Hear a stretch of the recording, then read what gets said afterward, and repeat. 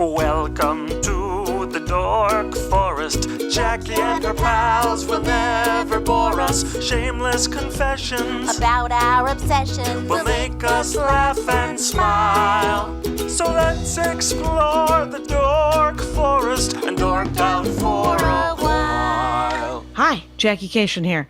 You're about to listen to the Dork Forest. You know the websites, dorkforest.com, thedorkforest.com. JackieCation.com has the links to everything. Merch, the new album, my other podcast, videos of me doing stand-up. Dorkforest.com has all the notes and the video that you can watch of this show. Traditionally, I tell you to donate to the Dork Forest, but it is November and December. I ask that you donate to a local food bank because you should. I don't know, you should do it all year, but what the heck? If you are donating to the Dork Forest using the PayPal link that gives every month, you can turn it off and turn it back on. You can do a matching to your food bank and donate to me as well.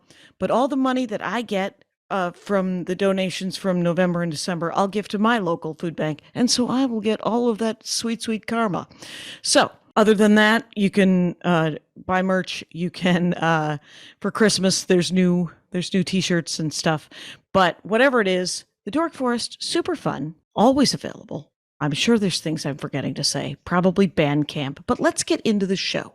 Hey, Jackie Cation, I'm in my garage. We have to talk very quickly because Ophira Eisenberg has 54 minutes.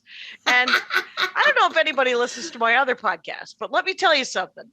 I love 1 hour. So 6 minutes shy is not going to kill me, is what I'm saying. But I love it. Welcome to the program, Ophira Eisenberg. Hello, Jackie Cation. I know. So nice to see you. Hear and see me. And I have a new album out. People should probably know right now. It's only on Pandora. But by the time this comes out, actually, I think worldwide today. Worldwide. Yes! Congrats. Very exciting. And then Congrats. STAY-KASHIAN is what it's called. And everyone should buy it and watch it for free on YouTube with ads. But then I guess I get some sort of revenue.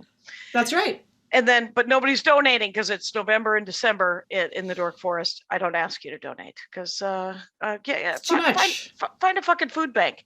Find a fucking food bank. That's 3 Yep. Fs.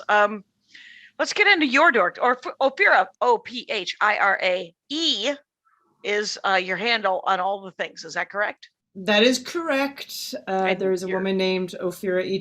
who beat me to add Ophira. But, Oh God. You know, we know we've had words, but we've worked it out. And your last name is Eisenberg, so it's fine. Ophira E makes sense. And, Thanks. And is there an OphiraEisenberg.com? There sure is. That I have recently been interested in updating again. It was weird having a website for 18 months that you're like, what am I going to put on this? I'm interested in making this something that you people could use. But Ophira Eisenberg, one of my favorite comics, by the way, ladies and germs. So people should go find your stand-up comedy, for it is a delight. And I have a new album almost done. Oh, really? Yes. When? Who's that coming out with? That's coming out with 800 Pound Gorilla Records. As well. Just start haunting them. Exactly. Buy everything they put out. Because clearly they have impeccable taste. Impeccable. Kilmartin's album came out 2 weeks ago. My album's coming out on the 16th of November. Yours is coming out hopefully very soon? Very soon. Yeah, we just finished. I okayed the artwork. Okay. Like, which is very funny. As you know, artwork is a hilarious thing right now because unless you are printing albums, pressing albums and printing albums, like no one's making a CD right now. That's almost a joke. I have a box of them in my house. Oh my God. Absolutely. So you're just like, the art could be anything. How about my name? Yeah, the art has to be like very, like something that would look good in a 1 inch by 1 inch square on a digital screen. I like the apocalyptic scene behind you in your Vancouver hotel room. I'm in Vancouver, and hotel art, as I've always appreciated your takes on those when you're on the road, is always something. As a matter of fact, And the art actually is such a reflection on the place you stay, because I've stayed in a few places where the only art has been the emergency procedure on the door. Oh, it does. It does. It feels artistic at that level. If that's all there is. Yeah, well, have you seen a lot where they're doing an accent wall and they're calling that art? Yes. Oh. So this is a very kind of what I'm just going to call like generic hotel, but this piece of abstract art, although it is just abstract if you look close, but from the zoom reflection angle, it does look like a depiction of what happened in Vancouver and much of the West Coast during 2020, which is it was on fire. It looks like the charred remains of a redwood in the foreground of smoke rising. We have a different Rorschach test. My Rorschach test tells me that looks like a kind of a Terminator kind of guy, or a firefighter. And and putting it out. Yeah, and it's putting out the glass half full-cation. Look at you. Look at you. But I love, you've probably stayed. I know you're out there against. You're staying in hotel rooms again. Yes, I am. But every once in a while when I travel, someone puts me in like a boutique hotel, and those ones I hate. I hate it when there's no bath, but there's a guitar. I hate a boutique hotel. We are one. We are one. I mean, it's not that they aren't amazing. They are genuinely the layout. You're like living inside the Louvre, but I don't care. I want it to look the same. I am the accidental tourist, sadly. And it's always like, they're like, we're like counterculture. You're like, no, you're like counter comfort. Like it's always just a parachute for a shower curtain. And this is honest to God, I stayed in one where the art was a old tax return stapled to a wall. Okay, I don't know that you were staying in a boutique hotel. I feel like you were in a Super 8 outside. Was there also the artistic bullet hole in the window? That's what that feels like. It was it was an H&R Block that had a room upstairs. I stayed in Austin, Texas. I stayed in a Super 8 once that had a bullet hole in the window, and I went back to the check-in, and I was like, any other room. Any other room that doesn't have a hole in the window, because no, you can't do that. I stayed in a place, I can't remember where it was, but they were redoing. They had me on the first floor, and they were redoing it, the exterior. So my room had a sliding glass door that in a different world would be onto some little patio, but they had covered the outside with plastic as if you were paper. Painting. So it looked like my room had been sealed for a crime scene. I was like, I can't. I don't mean to be a jackass about this, but someone is paying at least $120 a night for something. That would be a cool thing for a murderer to do, to like just set it up. Hey, I know I'm going to murder you, but a day before I like to go and get the room ready for the crime lab. It feels like a Monk episode. Remember? Yes, of course. It's like, of course. I think the Monk episode he was in Hawaii, and there was a team of women who murdered somebody, but they were amazing. They were the women who cleaned the rooms, and so they were this crack team that he was so proud of, and then he realized, oh, you're also really good at hiding murder. You were extremely skilled in making things look like they're clean. DNA gone. Actually being clean. Yes. Anyway, so we're talking. I'm excited about it. We have 6 less minutes, so let's do this. I need to talk about your dorkdom, which you were like. I think you would call them guilty pleasures. No such thing here in the Dork Forest. Thank you. And so, what kind? And it's books. So I always have this opinion: if you're reading anything, even if it's old, it's amazing. Yeah, it's Laurie Kilmartin's son. Hated to read. I was like, but he likes anime. So I was like, what about manga? Because he's also a drawing kid. And now he reads a lot of manga. And, so, this is true. Many, many years ago now, 7. It's not that long. But when I I published a memoir, and I remember when we were just talking about marketing, and I was like, well, I want it to be like this. And it was very much impressed upon me that do not worry, men do not buy books. What? Yeah, and I know that's like a gross stereotype, but it is. It's a sweeping statement, and we, of course, know men who do buy books. Yeah. But my brother Phil is an avid consumer of literature, but all Audible. Ah, see, interesting. Yep. Interesting. So yeah, and men don't particularly buy. They don't browse bookstores and just buy. Yeah, and my husband, I mean, there's books all over our house, but for him, none of the words are not in a bubble. Andy has a pull list and has a lot of comic books, and I read the comic books as well because they are great. But and then he has books. He has, you know how everybody has that stack of books that they should be reading. Oh yeah. Oh God, there's the stack of books that you're rereading, and then there's the stack of books that you're willing to now read. Yes, and it's not the books that you should be reading, sadly.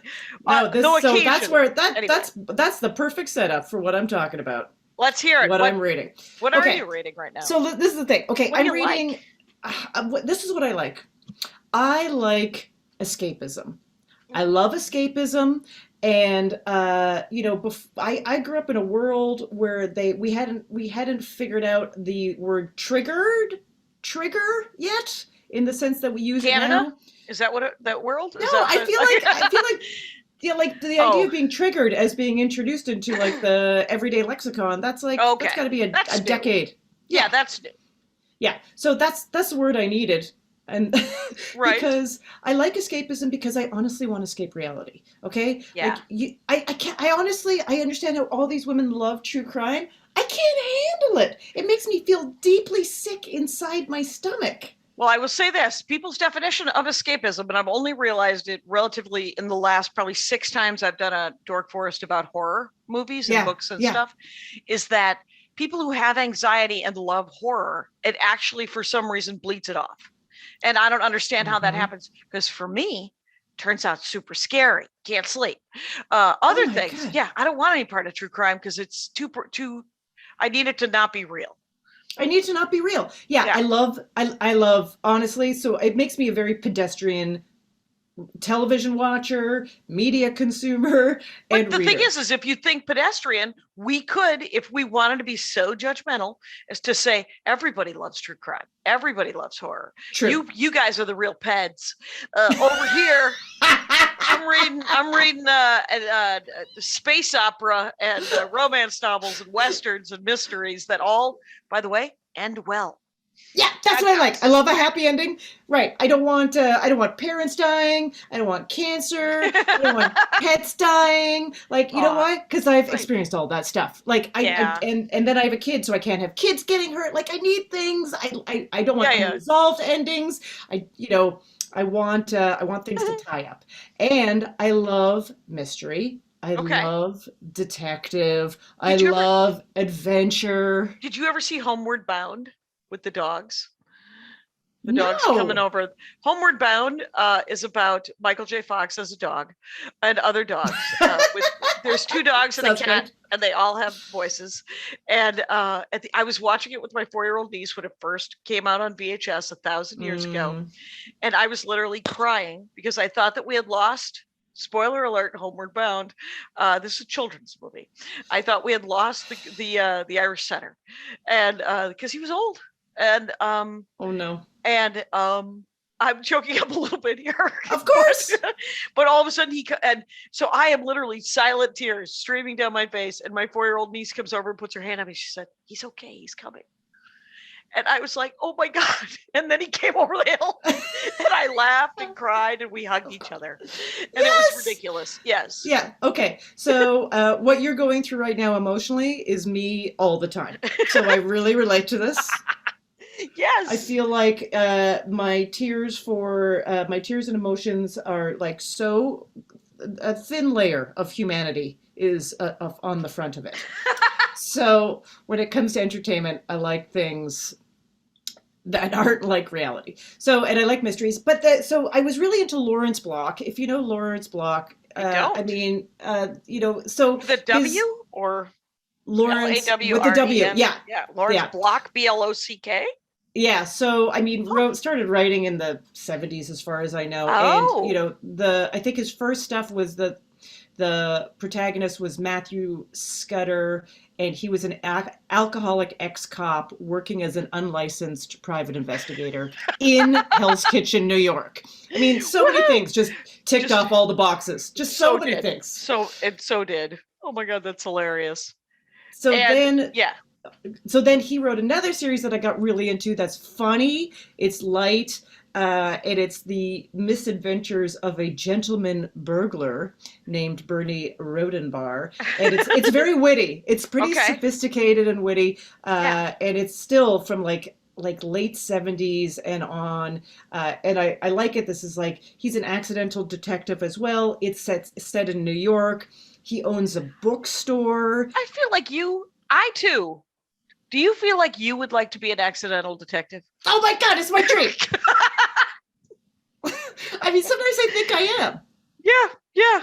Sometimes when I'm at a public setting and I'm able to get close enough to someone to see their phone and read their first and last name and something about them, I'm like, isn't it crazy that I just got all that information?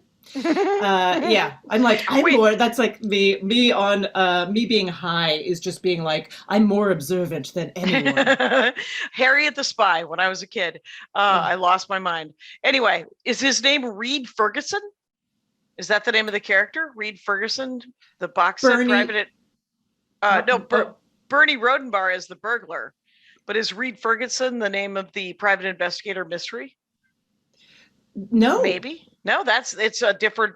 I just Googled. And, so the one for Matthew Scudder.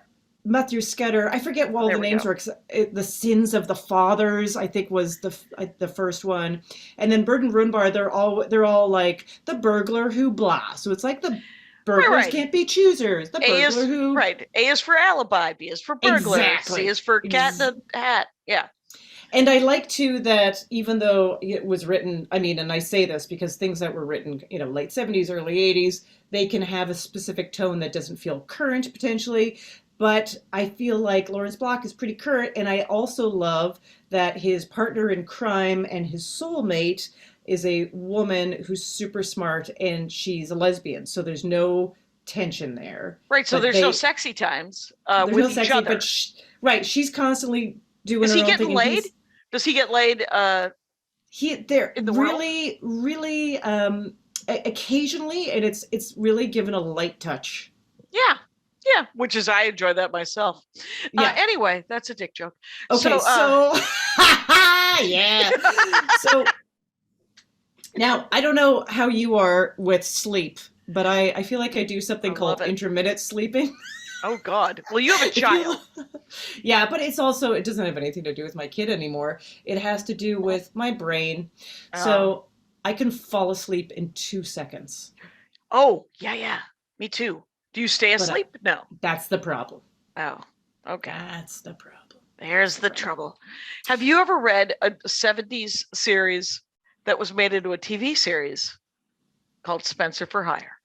Oh my goodness, I sort of missed it, but I feel like I would like this. You would like it, especially if you start at the beginning, because they're all writing it down. Remember back in the late 60s and early 70s, all of those mystery novels were all 180 to 220 pages. Exactly, yes. So you're done. All of a sudden you're like, oh, well, that solved that. And it's everything I know about Boston, Massachusetts is because of Spencer for Hire. So everything I know about Boston, Massachusetts, no longer current. So, right.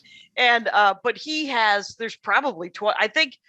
I think somebody is still writing them, but I would say the first 14 or 15 are very good. And it's so funny because he's on the right side of history. Yeah. But they're written in a world that we all know about, where we're all dipped in white supremacy.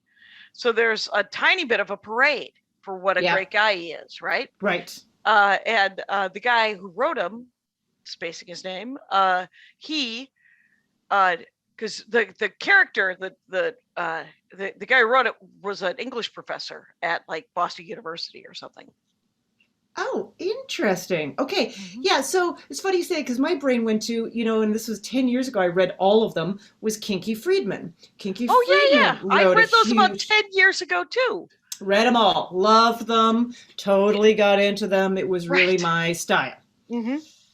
And then, and Kiki Friedman, I think, is like on the right side of history. Yeah. But I think if I were to reread those books right now, I might be like, okay. They don't hold up entirely. They Yeah. I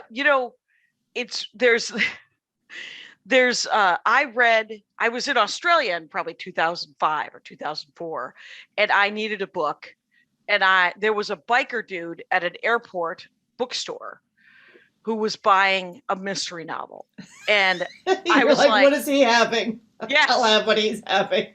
And it was, and I have remembered and forgotten the name of this book and author and series more times than I can tell you. But it is essentially, he is a bouncer in Sydney, and he is not a good guy. So it's kind of like it's a little rapey. He beats people up. He helps people eventually. He is not he's essentially, it could be a slice of life of my cousin. I was just like, no, not necessarily. And so I only read one of those, but I have a hard time once I find a new author of not at least giving them 4 or 5 shots. Yeah. I don't know why. So the thing I like about made me think of it, the thing I like about the Rodenboro series, where he's a burglar, is that I also love that kind of playing with, what is the good guy and what is the bad guy. And he's totally a good guy, but he also has stolen things for his own use. But he's a prostitute with a heart of gold. That I don't mind that guy. I will read that over and over and over again. Please tell me that. Is there a blonde one? Is there a brunette one? Is that guy, is he Mexican? Is he, I would like a guy from India. I don't care. Oh, absolutely. Okay. So yeah, I was reading those. I love them. They were really satisfying. Often I would look forward to, it's time to go to bed soon. I couldn't wait. But I also, because I was saying that I fall asleep very quick, I need the 180 pages or whatever, because I'm going through things like 4 pages at a time sometimes. Right. You need a short one. So you're like, let something happen before I fall asleep. Exactly. And just a through line that I don't have to think too hard about like, what deep, intense, yet subtle thing happened that I need to remember. It's pretty straight ahead. But then I got to tell you that I had like a pretty intense anxiety attack over the course of the pandemic quarantine. And it was related to the fact that as a cancer survivor, I had breast cancer, and as a cancer survivor, based on the decisions I made for my treatment, I have to still go in every year for a mammogram and testing. And it sends me out, I can't handle it. It always just sends me to the worst place. And then it was on top of that COVID, and I didn't want to go anywhere that was a healthcare facility, especially with people that were at risk to begin with. Right. You didn't want to give it. You didn't want to get it. And your head spins and goes worst case scenaririo anyway. So yeah, boom. And I hate it. And so I do whatever I can to make it. I'm not going to use the word okay, because it's palatable. Just palatable, just so I can literally walk in there. I do whatever I can to make it that my feet walk me in there. And so I brought my Kindle with me, and I was like, oh, it's okay, because I'll read my mystery novel, because the waiting rooms just take forever and ever and ever. And while you go in for one part of the testing, and then they send you it's a labyrinth of waiting rooms. It's like a maze, and you go to different you go to different rooms. Layers of waiting rooms kind of thing? Yes. A honeycomb of waiting rooms. Boo.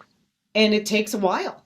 And I've done it so often, knock on wood, which means that things have been generally positive. I've done it so often that I've memorized and also observed all the different ways that the honeycomb works. I'm like, okay, that person means this. And if they have a clipboard that looks like this, it means that. And so I'm also obsessed with the workings. You are a detective. Yes. But for my own emotional evil. Right. You're beating yourself up with it because you're just like, oh, well, this means it's not going to happen because they have the wrong clipboard or That's whatever. Right.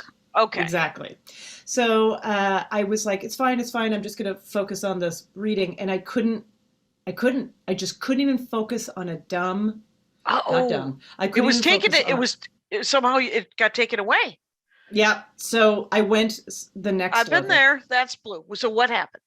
So then I quickly went on a search and I was like, funny mystery, female lead. Because the one thing that is missing from the things that I just mentioned is always been missing my whole life. Ladies. Like, why can't the woman? I mean, my favorite movie, and I know this dates me and I don't care, and I still watch it 7 to 8 times a year, is Raiders of the Lost Ark. Do I want to be Marion? Yes, I do, but only the first half. Oh, why's that? Because that whole ending where she's just screaming, Indy, Indy, help me, Indy, doesn't match with who she was at the beginning. Right. Oh, it's a classic boy director bullshit. And Spielberg did it to his own girlfriend in Temple of Doom, where she wouldn't stop screaming. And you're just like, you can't like her. Nobody liked her in that movie because she was screaming. That's not why you go out with her. You don't go out with her because she screams like that. So why don't you put the thing that you like about her in the fucking movie?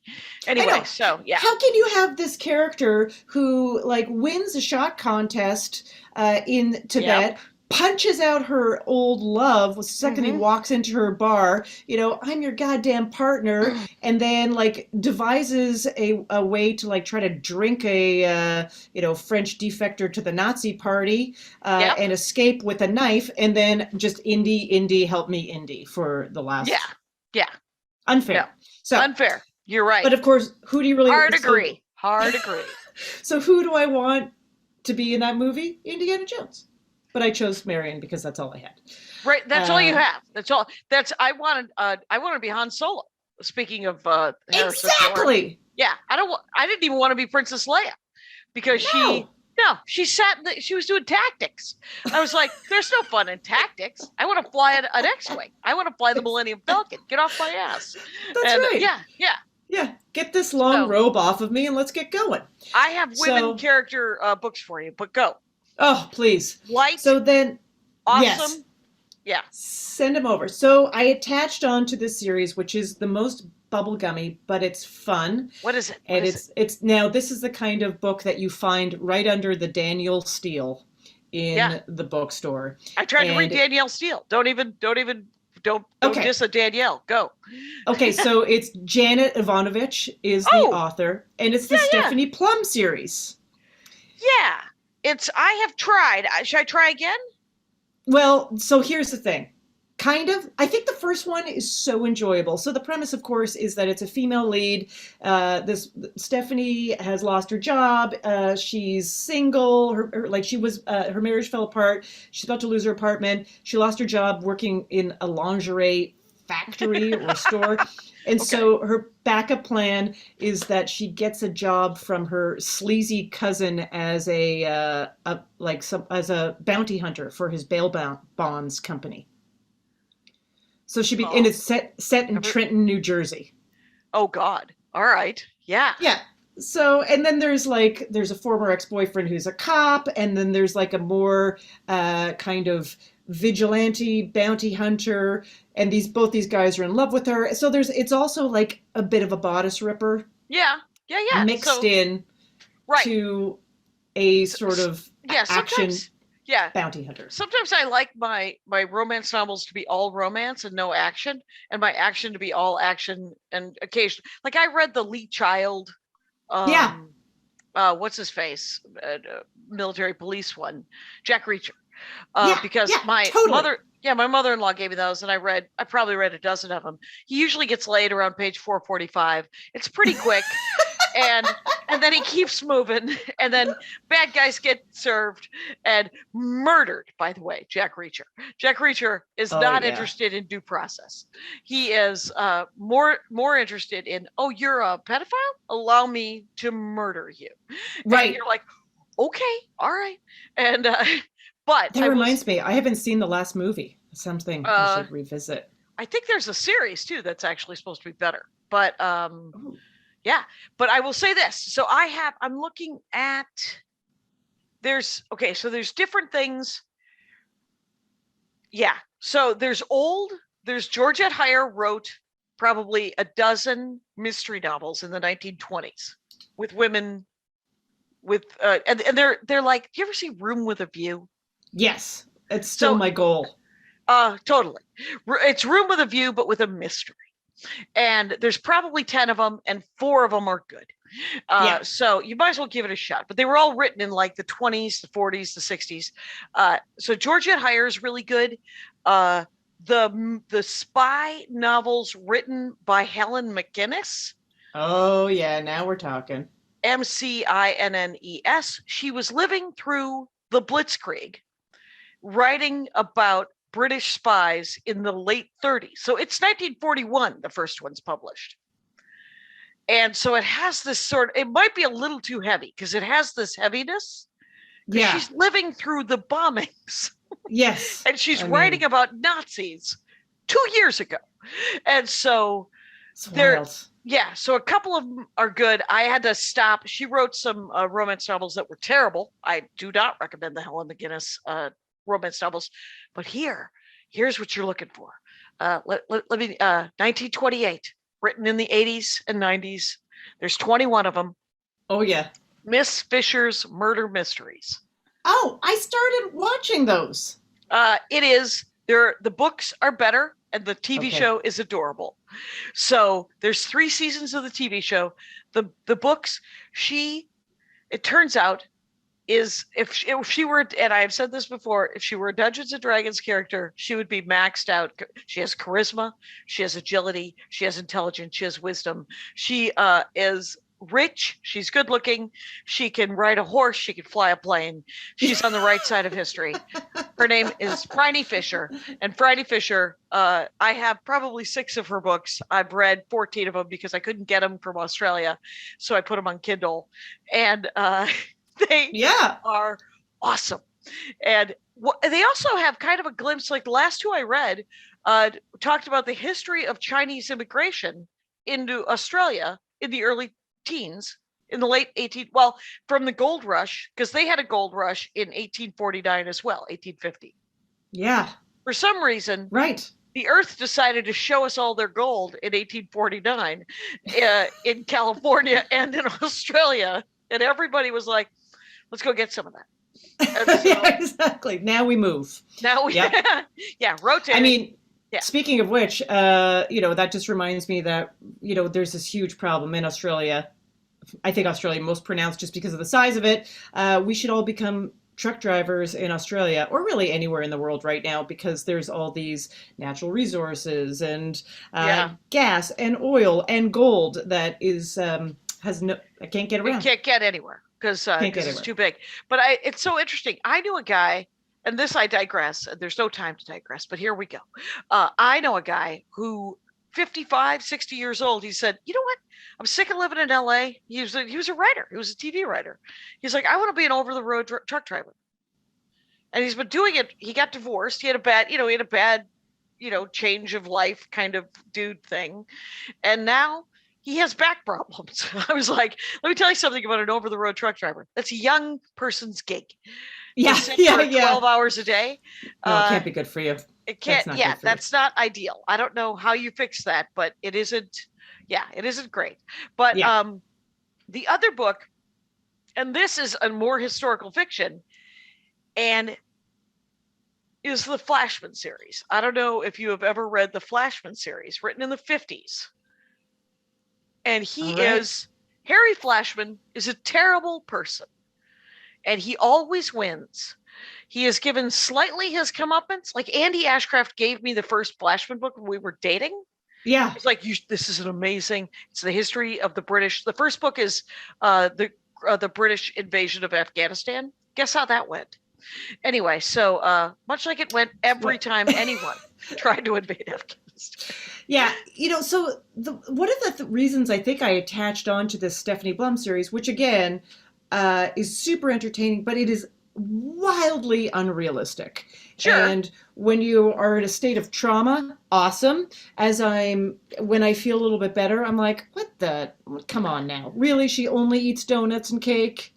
Right. And yet she's super hot. Super hot. Super hot. It's actually, it's kind of funny how she just describes sometimes what kind of shirt she's put on, but she never describes her body, which sometimes you read these things and it's like, she could tell the way he gazed at her was that, was like no woman. It's none of that kind of stuff. Yeah. Is it written by Janet Ivanovich, right? So it's written by a woman. It's written by a woman. As it turns out, her son also writes and I think has contributed to some of her series. Interesting. 24 books. There's 24. I've read about half. Okay. I would say it's still like it's easy. There's some and it's wearing on me a little bit because the good thing is that it's eccentric, it's fun, it's ridiculous. There's some witty lines. The action is moving. She's also kind of bad at her job. Her car's always getting blown up. Oh my God, that's hilarious. Tons of explosions. There's a couple pretty gross, grossly, I guess, racist depictions of some of the characters, side characters. Of course. Why wouldn't there be? Why wouldn't there be some horrible racism written? Because and I'm sure there's this whole weird thing about white supremacism where you're like, no, I thought I was being funny. And you're like, no. We weren't. Nobody was being funny. And I feel like the volume on that is going up in the books. But really? The first one especially was like, oh my goodness, this is such a fun adventure. And then I actually even thought, why hasn't anyone translated this into a movie? Yeah. And it turns out they did, and it was a flop. And it was many years ago, but of course I was like, I gotta watch this. It was terrible. I could barely watch it, which was so too bad because I had a totally different picture of it in my head. And it was starring Katherine Hagel. Oh, I love Katherine Hagel. Kind of. Yes. Yeah. So it had a potential, but there's a woman who I did an episode with her, the Dork Forest, who writes their kind of young adult. They're set in a world with vampires and werewolves and stuff, but they're kind of a comedy of errors and their mysteries and steampunk werewolf nonsense, and it's awesome. Her name is Gail Carriger, and it's Gail Carriger, and it's spelled Gail Carriger, but she goes with a hard G on the second G. So but they're the Paracel. It's like the Paracel Protectorate, I think is what it's called, and hilarious. It's full of like bustles and steampunk and typewriters and dirigibles, and the vampires are all super cool, and the werewolves are all super kind of dumb but with hearts of gold. And that's exactly how I would do it. Yeah, that's it. I mean, they're like dogs. They're kind of like dogs. They're dogs. They are literally like dogs where you're just like, no, I can help you. No, I just gotta, I'll be right back. I gotta go run real fast. And they gotta run around. That's awesome. You know what you might like if you like any kind of my favorite series right now in the reread world. Yeah. Lois McMaster Bujold. She is a Minneapolis author, science fiction. She won a Hugo and a Nebula for the first 3.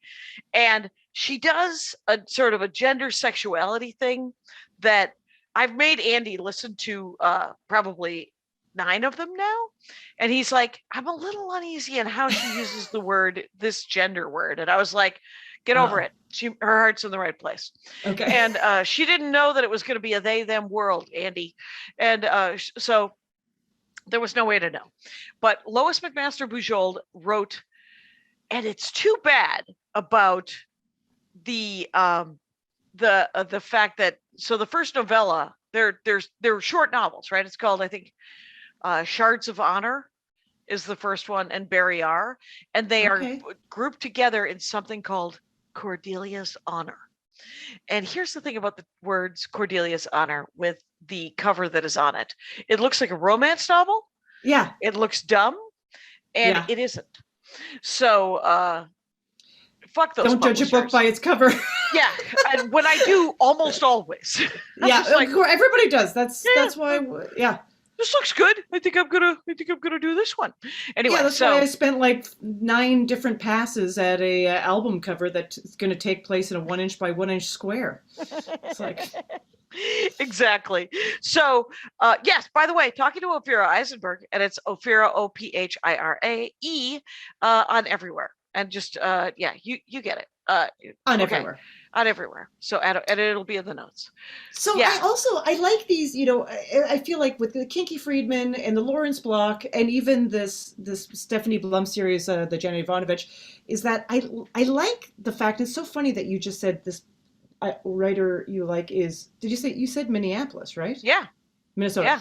Yeah. So, I live in New York, so I kind of love this like unrealistic, but yet I still recognize the places that they're talking about, settings. Yeah. And I don't know Trenton, New Jersey, but it's close enough that they talk about Newark. Like, I love stuff in a setting too that I'm a little bit familiar with. I had no idea I would be that person. It does. Right. It's so weird that's the jam, right? So, but it is interesting because she doesn't set any of them anywhere near Minneapolis, the Lois McMaster Bujold, because they're all space.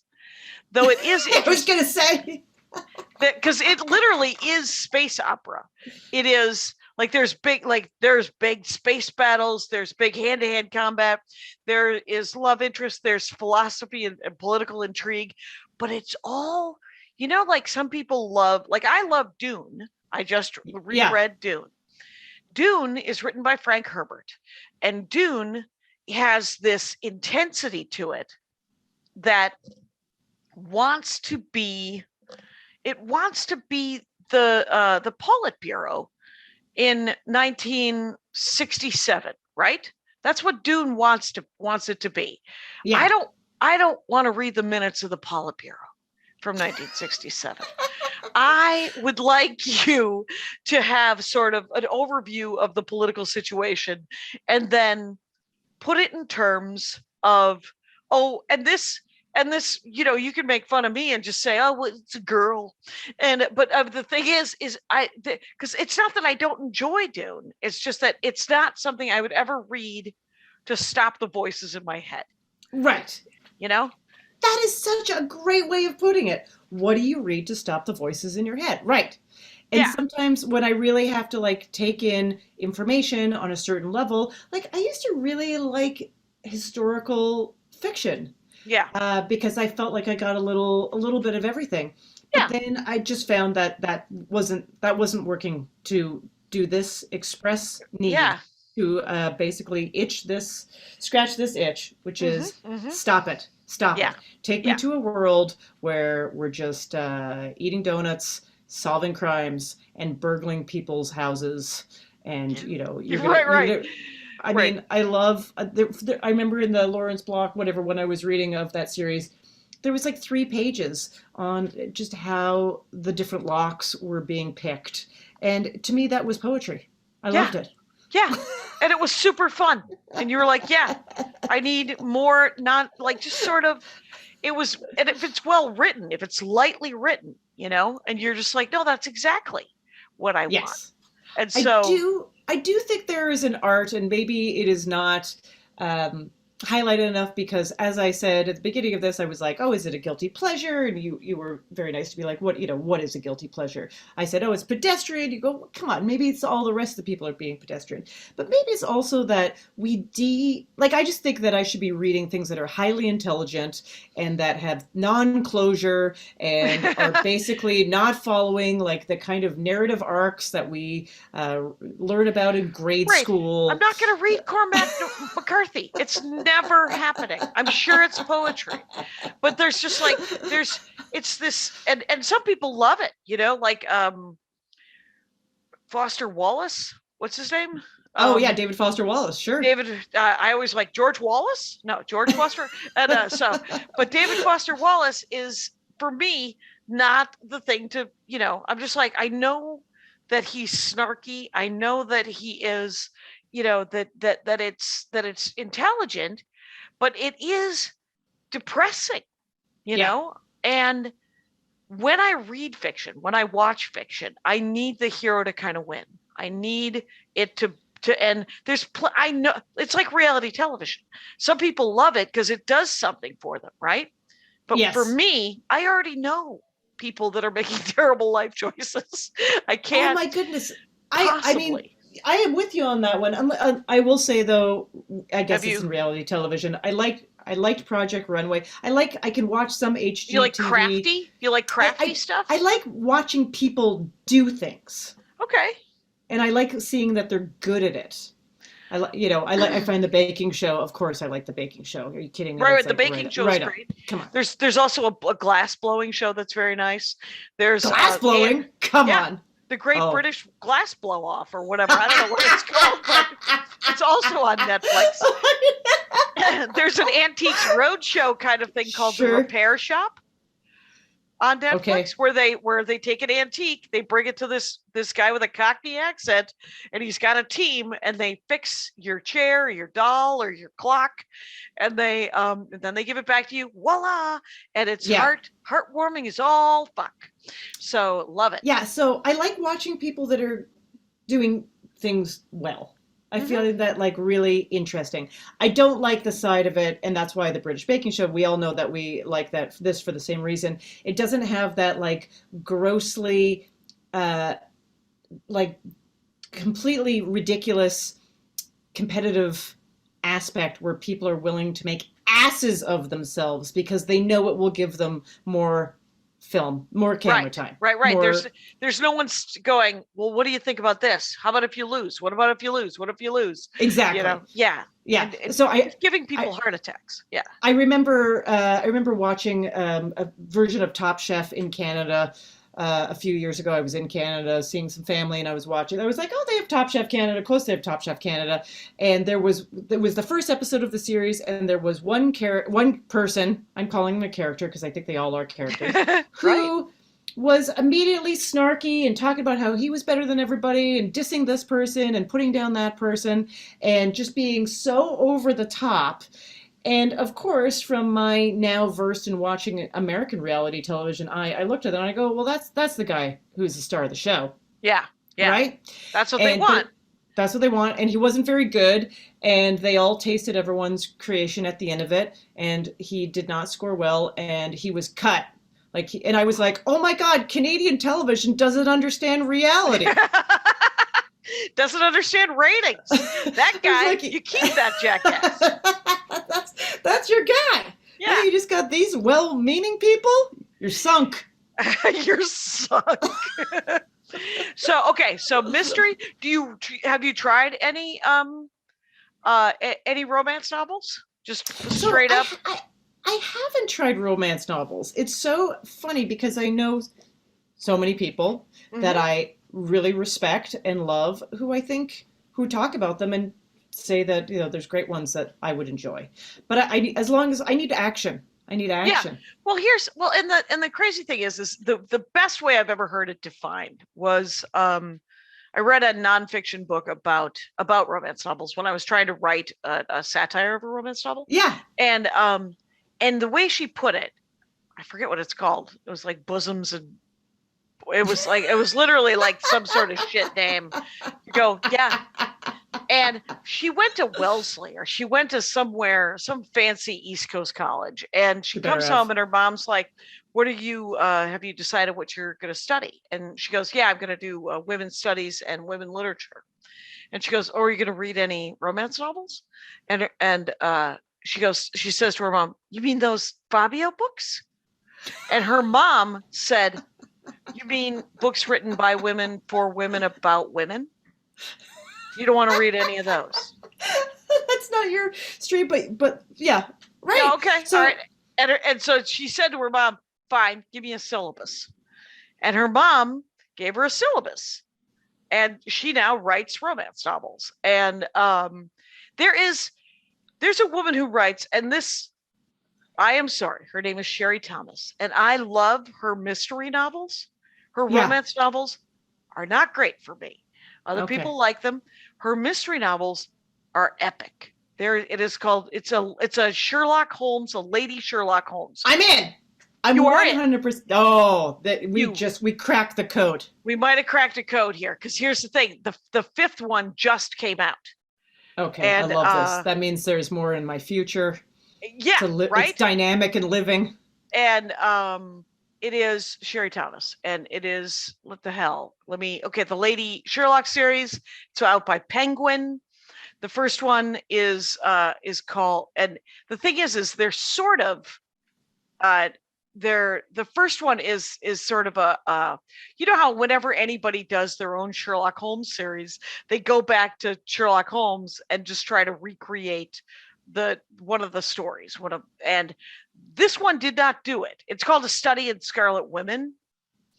Is the first what? Oh, Study in Scarlet Women, and it's I love that title. And it is about essentially an autistic woman who is Charlotte Holmes. And she does not, she's sort of, she's gentry, right? So she's not a fancy lady, but her family is poor. And she's like, and she is eidetic. She has like an eidetic memory, and she has all the Sherlock Holmes things in Victorian England. Guess how that works out? And she's like, I can't get married. I don't want to, it's not good. And so she makes a deal with her shitbag father that she will try, but if it doesn't work, he will give her her dowry essentially to go to school so that she can get a respectable job as like a headmistress or something. And yeah, and so it's like and it happens in the beginning, so I don't think it's a spoiler thing where she's just like, he reneges on it, so she decides that the only way that she can get out of him just marrying her off is if she loses her virginity to a married guy, so he can't make the person marry her. So she picks just some dude that she knows and gets laid and gets caught. But she didn't mean to get caught. She meant to use it as blackmail. But she got caught, so she gets banished, and then things happen and she becomes Sherlock Holmes. I love this. It's my favorite. I'm reading the sixth one just came out. The first one's amazing. The third one's amazing. The fifth one's great. This one is amazing. So I think 2 and 4 were just good. Right. Fine. I'm in. I mean, I would, if someone said that about watching my act, I would be thrilled. Ladies and gentlemen, I'm talking with Ophira Eisenberg. And I have to tell you, this is it's been a freaking delight. Oh my God. I didn't know that I was going to get so much help. I know that. I read almost anything, and a lot of it is only to stop the voices. Yeah. So I'm gonna get this Lawrence Block thing for sure. Yeah, we should in a different life, or maybe this one, we should open up a bookstore and redo the categories of books based on this kind of stuff. Right. The emotions that you wish to feel when you read it. Right. Exactly. My 95-year-old great aunt loves cowboy romance novels, and so when I go to a Barnes and Noble and I'm like, what are the new cowboy romance novels? And I try to get her. I don't, she's 95.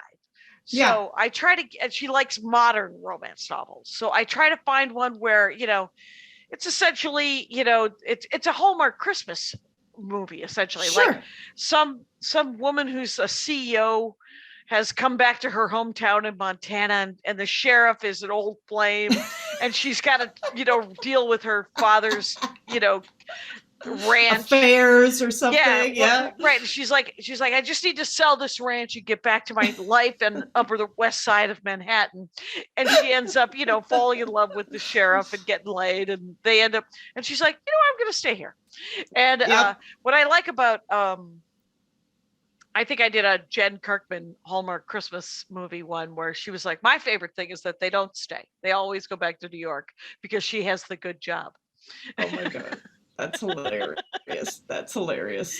Someone's got to pay these taxes. Exactly. This isn't.